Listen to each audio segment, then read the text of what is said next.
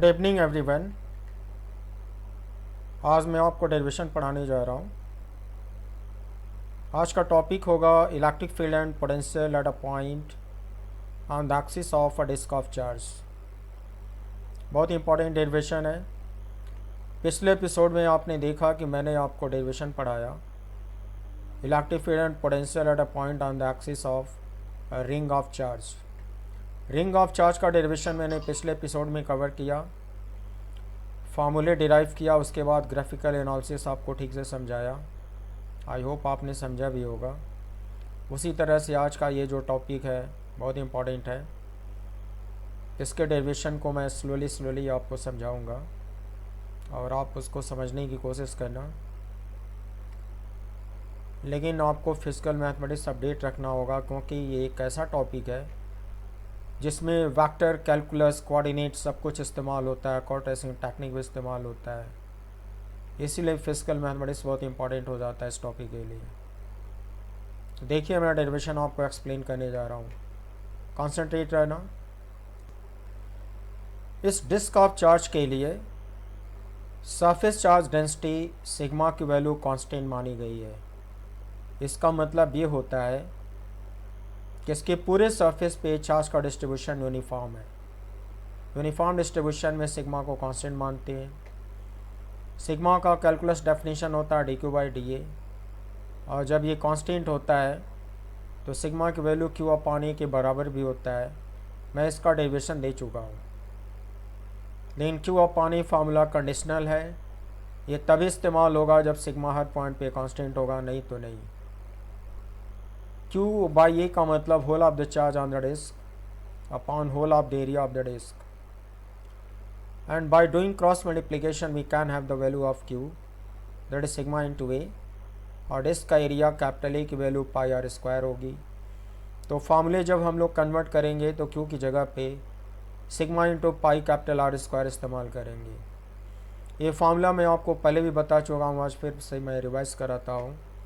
Eight the point p at r equals r, diagram देखो। ये disc का plane screen पे परपेंडिकुलर है। हाफ डिस्क इनसाइड है, हाफ डिस्क आउटसाइड है। Centre of the disc in the plane of screen है, और disc के प्लेन पर परपेंडिकुलर एक लाइन जो सेंटर से पास करेगी, इसको हम लोग कहते हैं axis of the disc. Axis पर स्मॉल आर डिस्टेंस पे कोई पॉइंट P है, वहाँ पे मुझको पोटेंशियल और इलेक्ट्रिक फील्ड डिराइव करना है। बच्चों, पोटेंशियल स्केलर क्वांटिटी है, उसमें डायरेक्शन नहीं होता। इलेक्ट्रिक फील्ड का डायरेक्शन मैं यूँ ही समझा देता हूँ। अगर यहाँ पे टेस्ट चार्ज +1 पुट करोगे तो because of symmetry in position regarding this disc, इस +1 पे repulsion force along the axis rightward apply होगा। इसलिए इलेक्ट्रिक फील्ड का डायरेक्शन राइटवर्ड होगा, I mean along the axis होगा। तो सबसे पहले हम लोग पॉइंट P पे पोटेंशियल डिराइव करेंगे, फिर इलेक्ट्रिक फील्ड डिराइव करने के लिए -dV/dr फार्मूला इस्तेमाल करेंगे। लेकिन हम लोग पॉइंट P पर पोटेंशियल कैसे डिराइव करेंगे? बच्चों, फिजिक्स में क्या होता है कि अगर एक फार्मूला आप पहले डिराइव कर चुके हो तो नेक्स्ट डेरिवेशन में आप उसे इस्तेमाल कर सकते हो। जैसे आपने रिंग ऑफ चार्ज की वजह से पोटेंशियल निकालना सीख लिया है, तब आप रिंग ऑफ चार्ज की वजह से पॉइंट P पे पोटेंशियल dV लिख सकते हो, और रिंग क्रिएट करना होगा इस डिस्क के सरफेस पर। तो इस डिस्क के सरफेस पर एक आर्बिट्रेरी रिंग क्रिएट करना होगा। कैसे क्रिएट होगा? उसका चार्ज वेरी स्मॉल होगा as compare to this q। Ring के चार्ज को dq लिखा जाएगा। मैं आपको समझा रहा हूँ कैसे क्रिएट होगा। पहले मैं आपको फार्मूला रिवाइज करा दूँ। डिराइव करने पर बच्चों इलेक्ट्रिक फील्ड का फार्मूला आता है 1/4πε0 2q/R² within bracket 1 - small r by √R² plus small r²। जब q की वैल्यू सिग्मा के टर्म में यहाँ पे पुट करोगे, sigma into pi capital R², बच्चों ये फार्मूला रिड्यूस हो जाता है। ये मिलता है सिग्मा/2ε0 within bracket 1 - small r by capital R² plus small r²। Direction along OP दिखा चुका हूँ। डिराइव करने पर पॉइंट P पे पोटेंशियल का फार्मूला आएगा 1/4πε0 2q/R² within bracket under root capital R square plus small are square minus small R. जब Q की वैल्यू सिग्मा के टर्म में पुट करी जाए mean sigma into pi capital R square, cancel out होकर ये formula मिलता है sigma by 2 epsilon naught within bracket root capital R square plus small are square minus small r. प्यारे बच्चों, अगर इस फार्मूले में स्मॉल आर को जीरो पुट किया जाए, आई मीन डिस्क के सेंटर पे इलेक्ट्रिक फील्ड चाहिए होगा, तो स्मॉल आर को जीरो पुट करोगे तो पूरा टर्म जीरो हो जाएगा। तो ये जो क्वांटिटी बचेगी उसको ई नॉट बोलेंगे, आई मीन दिस। तो ये ई नॉट होगा electric field at the centre of the disc.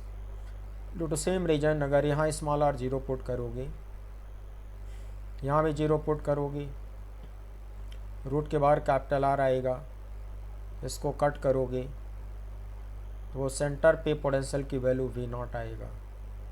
So V naught comes out 1/4 pi epsilon naught 2q by capital R. This is potential at the centre of the disc.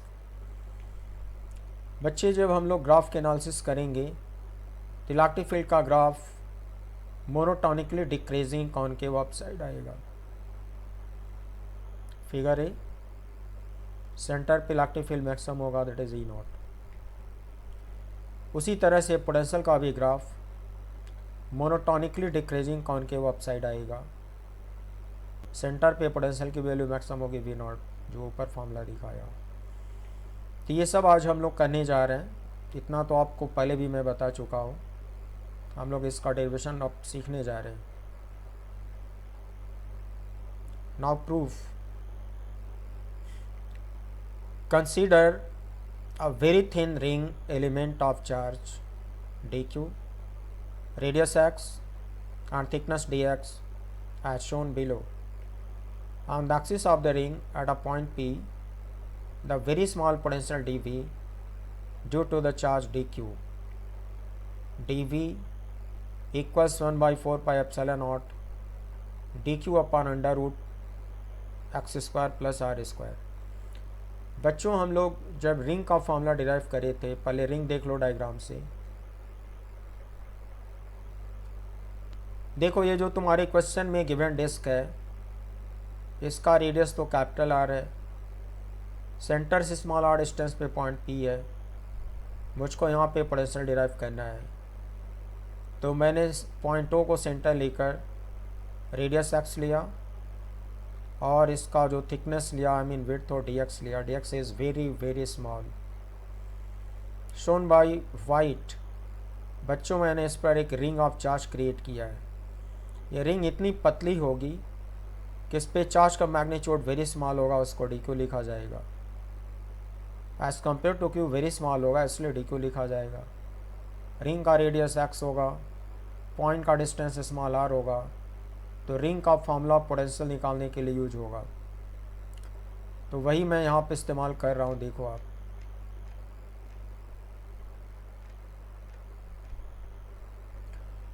बच्चों, आप previous episode में ring का formula पढ़े हो।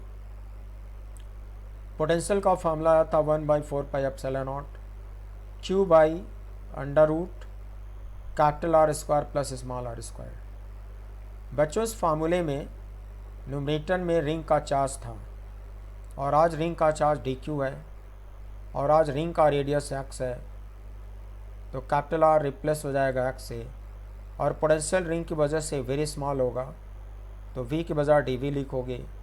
यही calculus use करना सीखना है आपको। इसी चीज़ों को लेकर बच्चे बहुत परेशान होते हैं।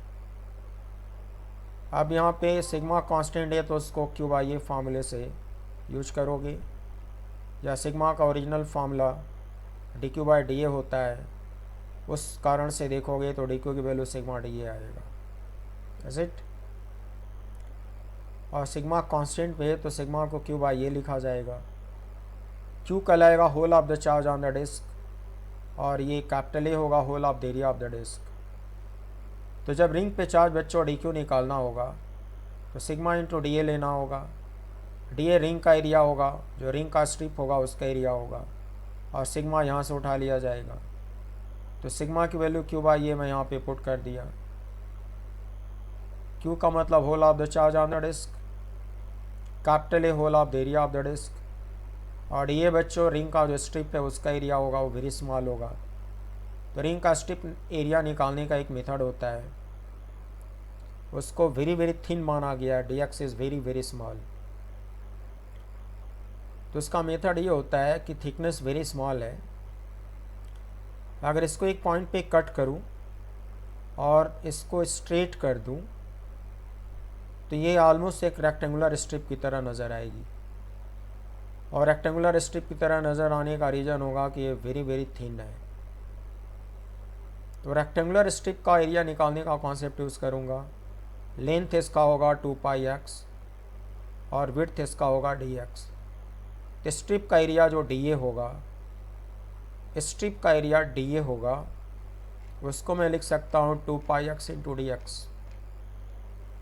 देखो dA की जगह पे यहाँ पे लिखा हुआ है 2πx इंटू dx। पाई को पाई से कट करो तो बच्चों dq की वैल्यू आती है 2q into x d x upon capital R square. तो dq की ये वैल्यू यहाँ पे ला के पुट करो तो गेट यू dv। तो देखो मैंने यहाँ पे ला के पुट कर दिया 2qx dx upon capital R square और इसको रिपीट कर दिया। तो बच्चों ये क्वांटिटी dv की वैल्यू हो गई।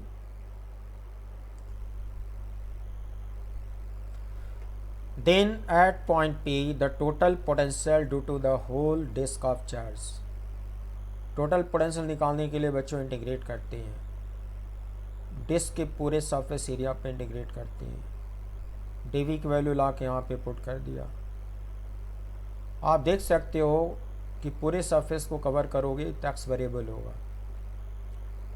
तो सरफेस डिस्क के सरफेस को कवर करने के लिए x की लिमिट लेनी होगी। x की लोअर लिमिट 0 होगी और x की अपर लिमिट कैपिटल R होगी। तो x की इस लिमिट में इंटीग्रेट करोगे तो डिस्क का पूरा एरिया कवर हो जाएगा और पॉइंट P पे टोटल पोटेंशियल अचीव हो जाएगा। तो बच्चों ये x की लिमिट हमने लिख डाली और इस लिमिट में पूरा डिस्क कवर हो सकता है। इसमें से कांस्टेंट क्वांटिटी इंटीग्रल के बाहर निकालो। ये देखो ये क्वांटिटी कांस्टेंट होगी, बाहर निकल आया। इंटीग्रल में क्या बचेगा, x d x upon under root x square plus small r square limit 0 to capital R। बच्चों मैंने आपको कैलकुलस पढ़ा रखा है और ऐसा इंटीग्रल सॉल्व करना सिखाया है। इसको सॉल्व करने के लिए मेथड ऑफ सब्स्टिट्यूशन लगाओगे। कैसे लगाओगे, देखो let z square be equal to x square plus R square. आप बोथ साइड को डिफ्रेंशिएट करो। अगर z के रिस्पेक्ट में डिफ्रेंशिएट करोगे तो यहाँ 2z आएगा, यहाँ पे आएगा 2x into d x by d z और ये कांस्टेंट होगा तो इसका 0 हो जाएगा। फिर जो dx होगा बच्चों उसको इधर मल्टीप्लाई कर दोगे, सॉरी dz को इधर मल्टीप्लाई कर दोगे तो आएगा 2z dz equals 2x dx plus 0। 2 को 2 से कैंसिल आउट करोगे तो x dx की वैल्यू z dz आएगा। तब आप क्या करोगे, इसकी जगह पे z into D Z put करो और रूट में z स्क्वायर पुट करो तो रूट के बाहर निकल के z हो जाएगा। देखो कर रहा हूँ यहाँ पे। कांस्टेंट को रिपीट करो, डिनोमिनेटर में z आएगा, numerator z into D Z होगा। अब लिमिट चेंज करना सीखो। बच्चों x की लोअर लिमिट 0 थी तो z की लोअर लिमिट r होगी। कैसे होगी,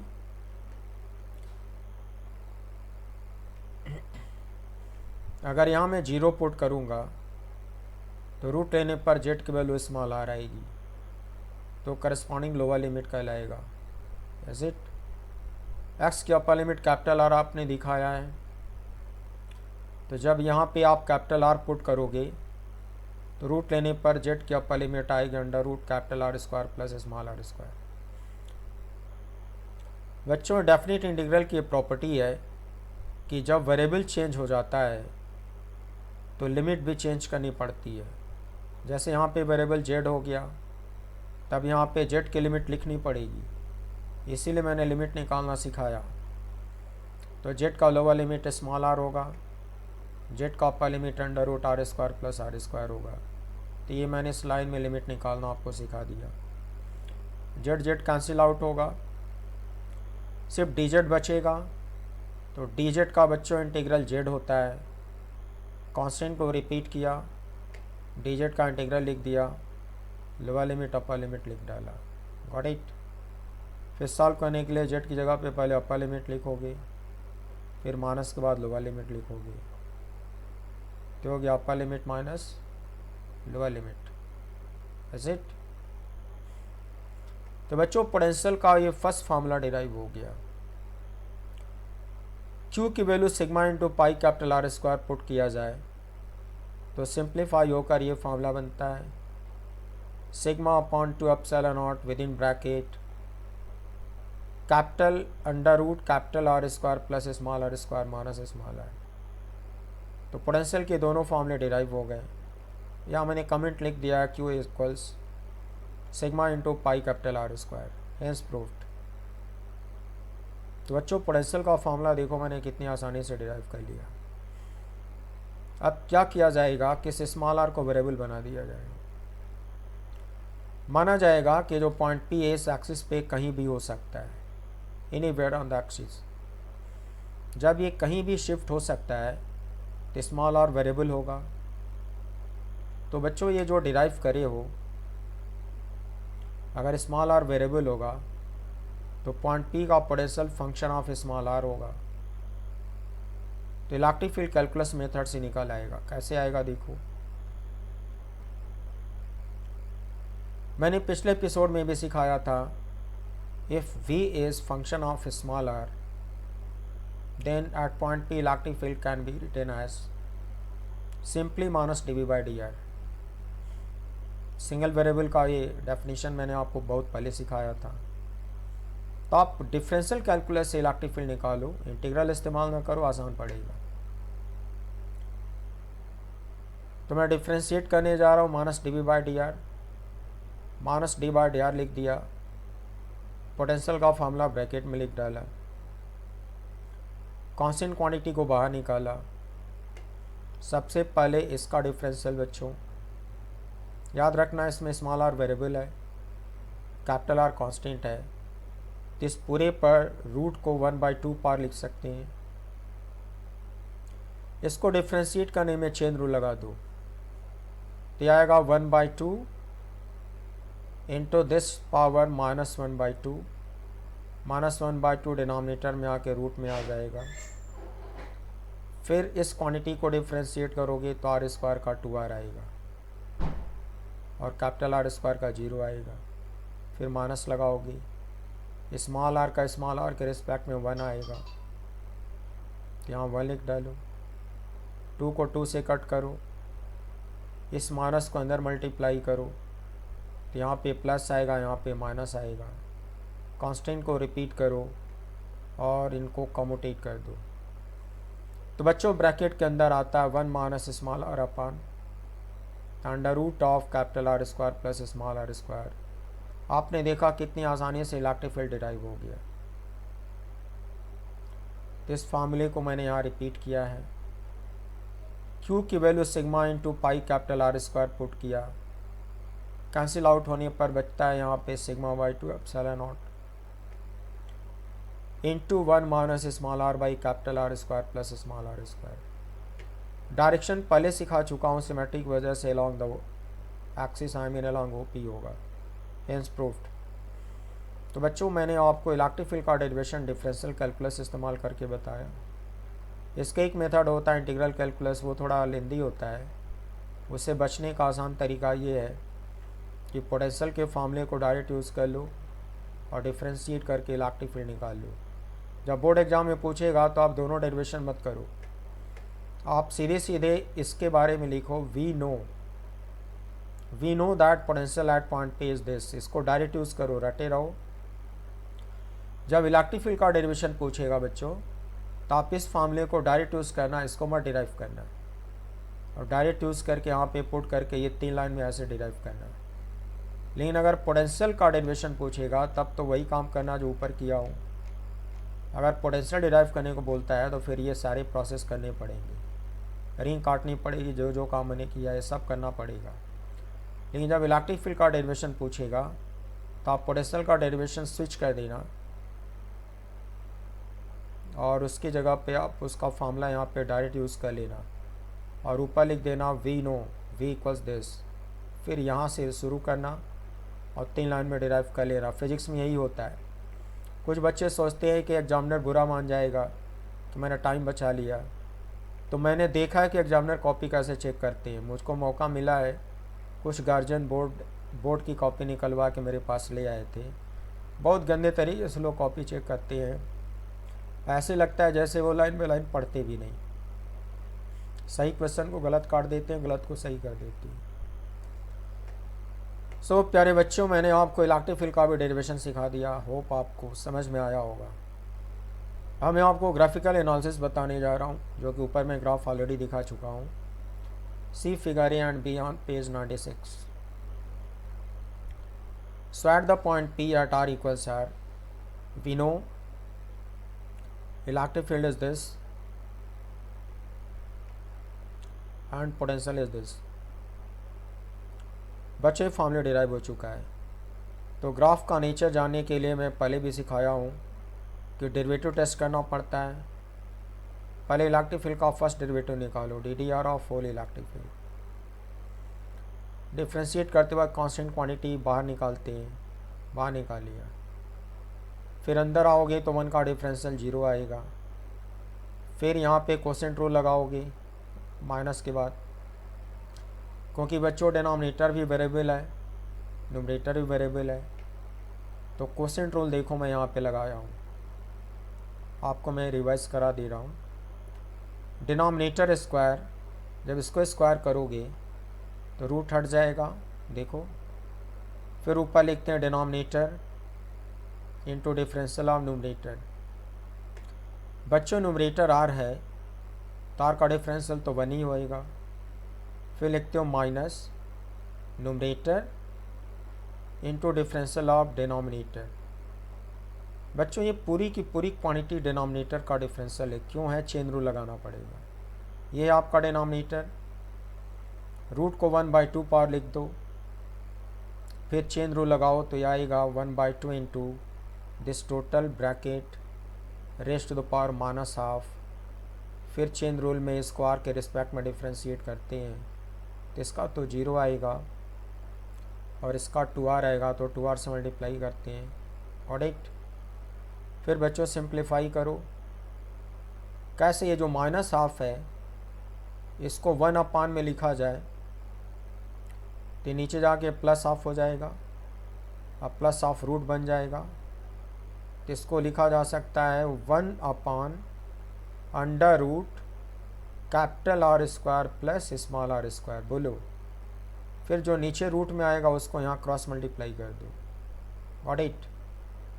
तो जो रूट वाली क्वांटिटी है उसको इसमें मल्टीप्लाई कर दो, LCM हो जाएगा। इस माइनस को बाहर निकाल लो, देखो निकाल लिया हो। और रूट वाली क्वांटिटी को इससे मल्टीप्लाई करोगे तो इस पर टोटल 3/2 पावर आएगा और यहाँ से रूट गायब हो जाएगा, यहाँ पावर 1 आएगा, लिख डालो।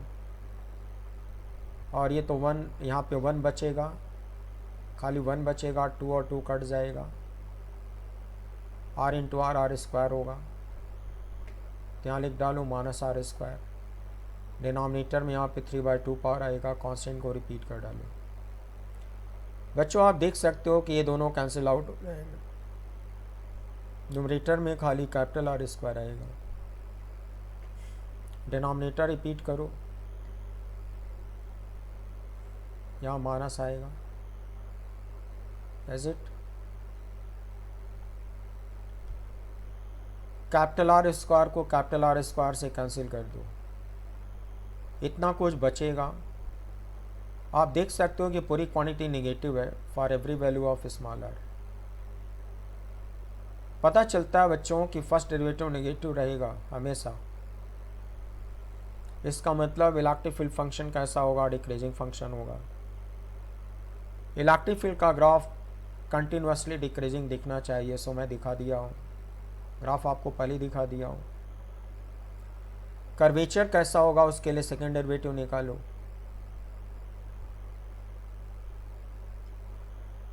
बच्चों ये टॉपिक मैं अपनी बुक से पढ़ा रहा हूँ जिसका टाइटल है इलेक्ट्रोस्टैटिक्स एंड कैपेसिटर्स वॉल्यूम 2। इसका राइटअप प्रिपेयर कर रहा हूँ और ये बहुत जल्दी पब्लिश होने वाली है और मैं पब्लिश करने के बाद आपको इन्फॉर्म कर दूंगा। सेकेंड डेरिवेटिव, इसका मीनिंग होता है बच्चों DDR of first derivative. First derivative ऊपर निकाल चुके, उसको ला के यहाँ पे पुट कर दिया। कांस्टेंट को बाहर निकाल लो, 2q over this along with negative बाहर निकाल लो। उसके बाद बच्चे जो डिनोमिनेटर वेरिएबल है ऊपर ले जाओगे तो -3/2 पावर आएगा, तो ऊपर ले जाकर -3/2 पावर आएगा, केवल उसी को डिफ्रेंशिएट करो। तो चेन रूल लगाओगे तो आएगा -3/2 and this complete quantity raise to the power -5/2। फिर इस ब्रैकेट को आर के रिस्पेक्ट में करोगे तो इसका 0 आएगा, इसका 2r आएगा, तो यहाँ 2r से मल्टीप्लाई होगा। Got it. ये by 2 and into 2 cancel out होगा, इज इट। -3 इंटू -2 + 6 होगा, इज इट। और ये r यहाँ पे आके मल्टीप्लाई हो जाएगा। बच्चों बचेगा 6QR ओवर 4πε0 और ये क्वांटिटी डिनोमिनेटर में आके +5/2 हो जाएगा। देखो जो कुछ भी आपने निकाला बच्चों, ये स्मॉल r की हर एक वैल्यू पर पॉजिटिव आएगा, इज इट। स्मॉल r एक पॉजिटिव क्वांटिटी है तो उसकी किसी वैल्यू पर ये हमेशा पॉजिटिव रहेगा। आपको मैंने कर्व ट्रेसिंग टेक्निक में सिखाया कि जब सेकेंड डेरिवेटिव पॉजिटिव आता है एट r ग्रेटर दैन 0 तो बच्चों ग्राफ का कर्वेचर कैसा दिखता है, कॉनकेव अपसाइड। इसलिए ER function will be decreasing and concave upside. Got it. Graph में आपको फिर से दिखा दे रहा हूँ, this function will be decreasing and concave upside. Graph फिर से देख लो बच्चों, यहाँ पे इलेक्ट्रिक फील्ड का जो फंक्शन है देखो कंटिन्यूसली डिक्रीजिंग है और कॉनकेव अपसाइड है। देख लो सेंटर पे मैक्सिमम होगा, E0 निकालना सिखा चुका हूँ। पोटेंशियल का भी ग्राफ दोबारा देखे रहो, अभी इसके एनालिसिस करने जा रहा हूँ। ये भी आता है डिक्रीजिंग कॉनकेव अपसाइड, सेंटर पे मैक्सिमम होता है जो कि निकाल चुका हूँ। तो आपने देखा मैंने इसके कैसे एनालिसिस करी, तो सब मैथमेटिकल कॉन्सेप्ट होता है, ये सब अंदाज से नहीं बना है। कौन सा ग्राफ कैसा दिखता है इसको हम लोग निकालना सीखे हुए हैं, डेरिवेटिव टेस्ट करके निकालते हैं, जो कि मैं आपको बता रहा हूँ। Now similarly first derivative of potential dV/dr। प्यारे बच्चों आप जानते हो dV/dr को -e लिख सकते हो, क्योंकि E को -dV/dr कहते हो, तो dV/dr को -e लिख सकते हो। तो माइनस लगा दो और इलेक्ट्रिक फील्ड का फॉर्मूला यहाँ पे रिपीट कर दो। प्यारे बच्चों आप जानते हो कि जो सेकेंड टर्म है ये हमेशा लेस देन 1 होगा। सोचो तो ये डिफरेंस हमेशा पॉजिटिव होगा, ये भी पॉजिटिव होगा, तो इसकी वजह से dV/dr नेगेटिव होगा। आई मीन dV/dr हमेशा नेगेटिव होगा। जब फर्स्ट डेरिवेटिव नेगेटिव होता है तो फंक्शन को हम लोग डिक्रीजिंग फंक्शन कहते हैं, तो ग्राफ आपको डिक्रीजिंग दिखेगा। कर्वेचर के लिए सेकेंड डेरिवेटिव निकालना होता है। सेकेंड डेरिवेटिव का मतलब DDR ऑफ फर्स्ट डेरिवेटिव, और फर्स्ट डेरिवेटिव को -e बोलते हो। फिर माइनस को बाहर निकालो तो -d/dr होगा।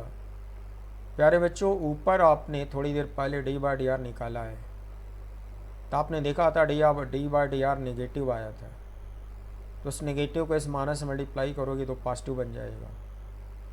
तो आप d/dr की वैल्यू ला के यहाँ पे रख देना, माइनस को पॉजिटिव बना देना, और ये पूरी की पूरी क्वांटिटी सेकेंड डेरिवेटिव हुआ। और आप देख सकते हो कि नेगेटिव कतई नहीं होगा। For every value of small r it will be always positive. Got it. और जब सेकेंड डेरिवेटिव पॉजिटिव होता है तो ग्राफ का कर्वेचर कॉनकेव अपसाइड दिखता है। आई मीन जो VR फंक्शन होगा that will also be decreasing on concave upside. अभी अभी मैंने आपको ग्राफ दोबारा से दिखाया था, वो डिक्रीजिंग कॉनकेव अपसाइड दिख रहा था। अब इसमें कमेंट क्या लिखोगे जो कंपटीशंस के लिए इम्पॉर्टेंट है? Potential function V r is continuous and differentiable at r greater than 0। आपने देखा कि आपका ग्राफ कंटिन्यूअस है और स्मूथ कर्व है, तो हर पॉइंट पे डिफरेंशिएबल कहा जाएगा। Similarly electric field function E r is also continuous and differentiable at r greater than 0। बच्चों आपने देखा कि ये जो ग्राफ था कंटिन्यूअस था और स्मूथ कर्व था। तो जब भी ग्राफ स्मूथ कर्व होता है, पॉइंटेड नहीं होता, नुकीला नहीं होता, तो हर पॉइंट पे डिफरेंशिएबल होता है। अब नेक्स्ट टॉपिक होगा electric field and potential at a point on the axis of a line of charge. एक फाइनाइट लाइन है, छोटी सी लाइन है, line of charge, charge uniformly distributed है, तो उसके एक्सिस पे फील्ड और पोटेंशियल निकालना है। पहले डायग्राम देखो।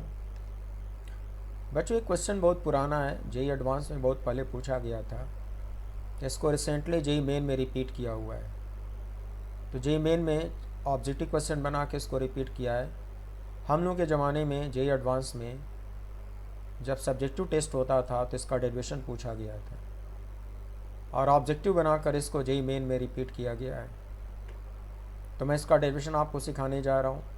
ये फाइनाइट लाइन है, छोटी सी लाइन है, whole of the charge capital Q है, टोटल लेंथ एल है, डिस्ट्रीब्यूशन यूनिफॉर्म है। तो इसके सेंटर से गुजरने वाली लाइन को एक्सिस बोलोगे। इसके एक्सिस पे एक पॉइंट पी है और उसका राइट एंड से डिस्टेंस स्मॉल ई है। बच्चों यहाँ पे पोटेंशियल और इलेक्ट्रिक फील्ड दोनों मैं डिराइव करके दिखा रहा हूँ। देखो इलेक्ट्रिक फील्ड का डायरेक्शन तो आसानी से समझ में आएगा। तुम क्या करो, यहाँ पे +1 रख दो। मैं आपको एक आर्बिट्रेरी मेथड सिखाया हूँ, रफ मेथड, उसको इस्तेमाल करने जा रहा हूँ। अगर सेंटर ऑफ मास की थ्योरी लगा दूँ तो इस पूरे चार्ज का सेंटर यहाँ बीचों बीच होगा, मिड पॉइंट होगा। वहाँ पे अगर टोटल चार्ज को कंसंट्रेट करा दूँ तो उसकी वजह से इस +1 पे लगने वाला रिपल्शन फोर्स राइटवर्ड आएगा, इसलिए इलेक्ट्रिक फील्ड डायरेक्शन यहाँ पे राइटवर्ड आएगा। Is it? अब पोटेंशियल डिराइव करने के लिए इस पे एक स्मॉल पॉइंट चार्ज क्रिएट करना होगा, क्योंकि ओरिजिनल फार्मूला तो आप पॉइंट चार्ज का पढ़ते हो, इसलिए पॉइंट चार्ज क्रिएट करना ज़रूरी है, तब कैलकुलस यूज़ होगा। यहाँ पे कैसे पॉइंट चार्ज क्रिएट होगा सिखा रहा हूँ आपको। Consider a small charge element dq of length dx as shown below. बच्चों आप क्या करो, यहाँ पर ओरिजिन ले लो, यहाँ से x डिस्टेंस पर dx लेंथ का एक छोटा सा एलिमेंट काटो। ये बहुत छोटा एलिमेंट है तो इस पर चार्ज वेरी स्मॉल होएगा, उसको dq लिखोगे और इसको पॉइंट चार्ज बोलोगे, और यहाँ पॉइंट p का डिस्टेंस x होगा, तो इसकी वजह से पोटेंशियल वेरी स्मॉल होगा। यहाँ पोटेंशियल को dv लिखा जाएगा। तो पहले मैं आपको dq निकालना सिखाता हूँ।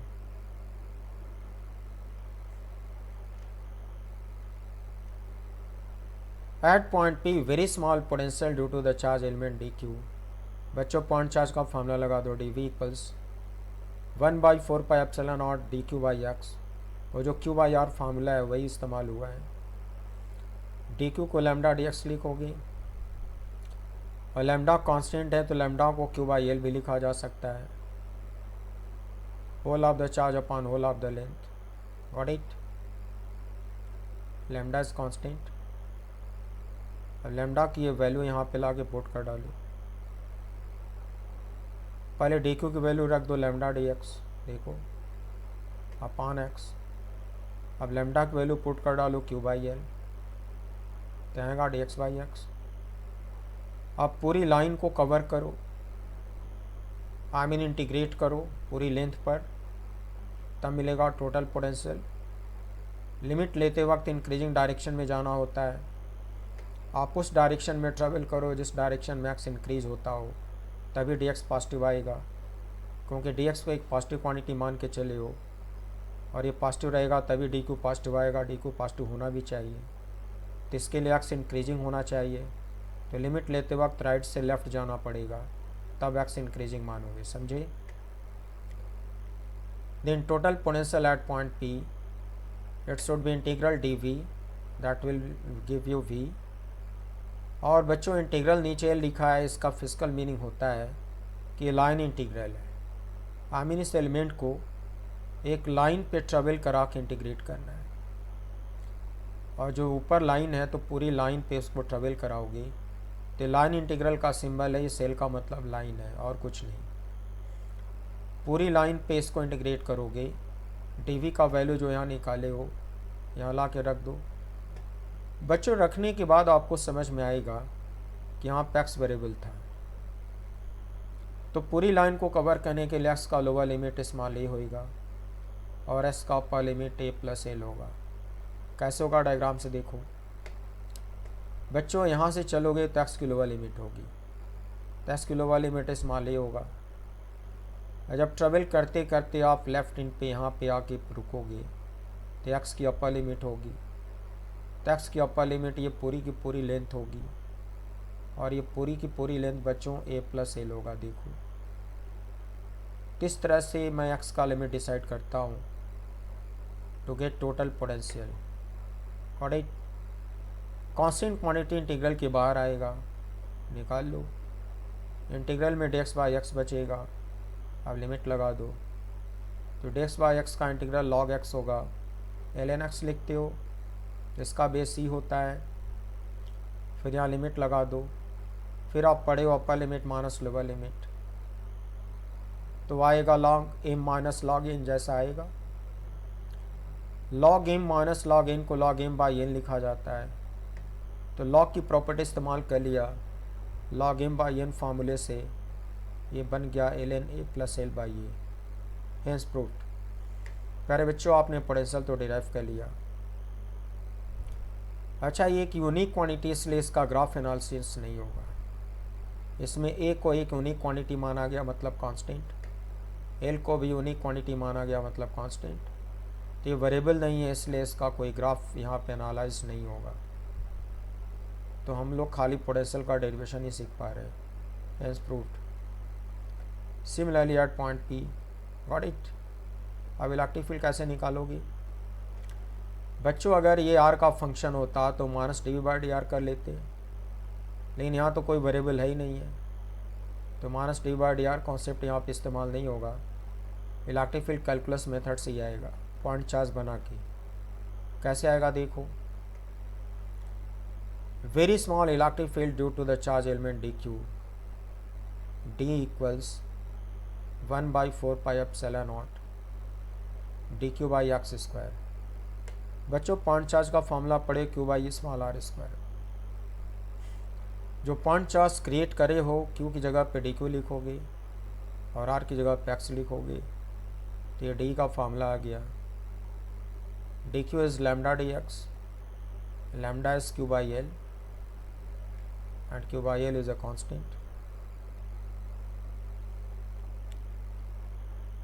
तो बच्चों मैं यहाँ पे पहले डी क्यू की वैल्यू लिखूँगा, देखो लिख दिया।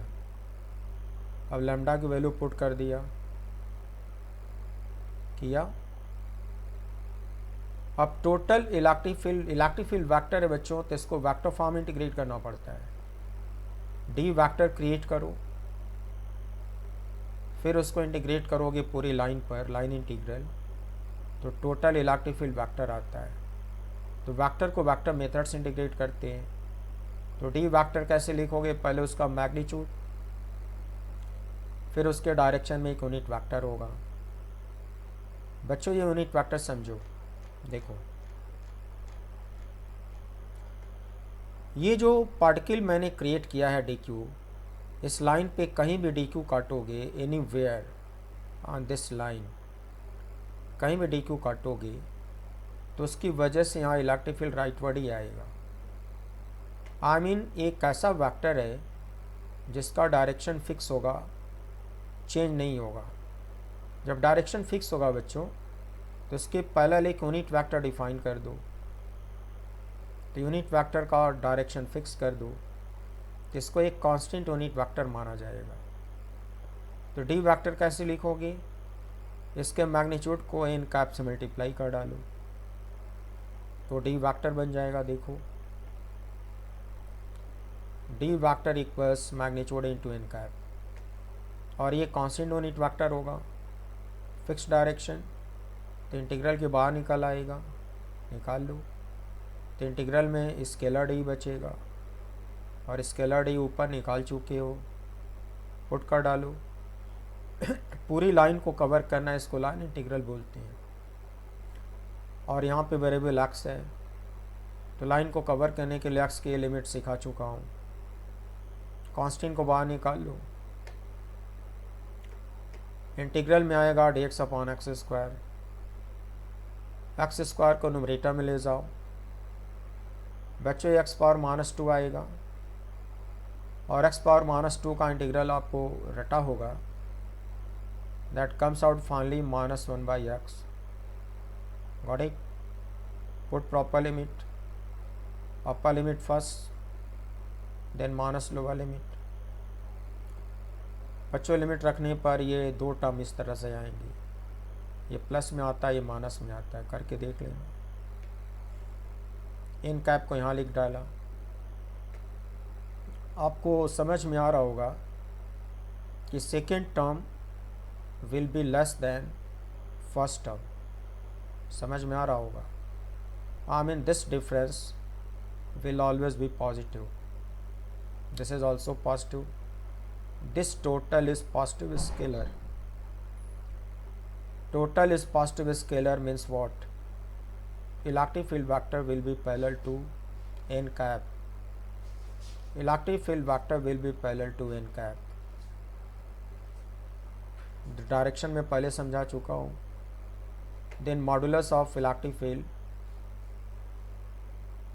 बच्चों इसका मॉड लोगे तो ये पॉजिटिव स्केलर मॉड के बाहर निकल आएगा, और इन कैप का मॉड 1 होगा, उसको इग्नोर कर दो।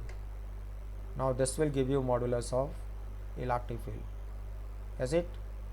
Hence proved. तो मैंने आपको इलेक्ट्रिक फील्ड का डेरिवेशन भी सिखा दिया। ये भी यूनिक है, तो इसका भी कोई ग्राफ नहीं बनेगा। ग्राफ फंक्शन का बनाते हैं हम लोग, ये तो सब यूनिक है, कांस्टेंट है। तो यहाँ भी एनालिसिस की कोई ज़रूरत नहीं, केवल डेरिवेशन आप सीख लो। यही फार्मूले ऑब्जेक्टिव बना के पूछा गया था जेईई मेन में, और हम लोग के ज़माने में यह सब्जेक्टिव डेरिवेशन पूछा गया था। बहुत पुराना क्वेश्चन है जेईई एडवांस का। जेईई एडवांस के पुराने क्वेश्चन आजकल रिपीट हो रहे हैं, जेईई मेन में भी रिपीट होती है। बच्चों आज टाइम ज़्यादा हो रहा है, इसलिए मैं इस एपिसोड को यहीं पे कंप्लीट कर रहा हूँ। नेक्स्ट एपिसोड में इलेक्ट्रिक फील्ड के कुछ अच्छे मैं क्वेश्चंस कराऊंगा। उस तरह के क्वेश्चंस जेईई एडवांस में बहुत पहले पूछे जा चुके हैं, और वैसे क्वेश्चन ये रो की बुक में दिखे जाते हैं। तो मैं कुछ न्यूमेरिकल टाइप के question, derivation based big question JEE advance level का अगले एपिसोड में करूँगा।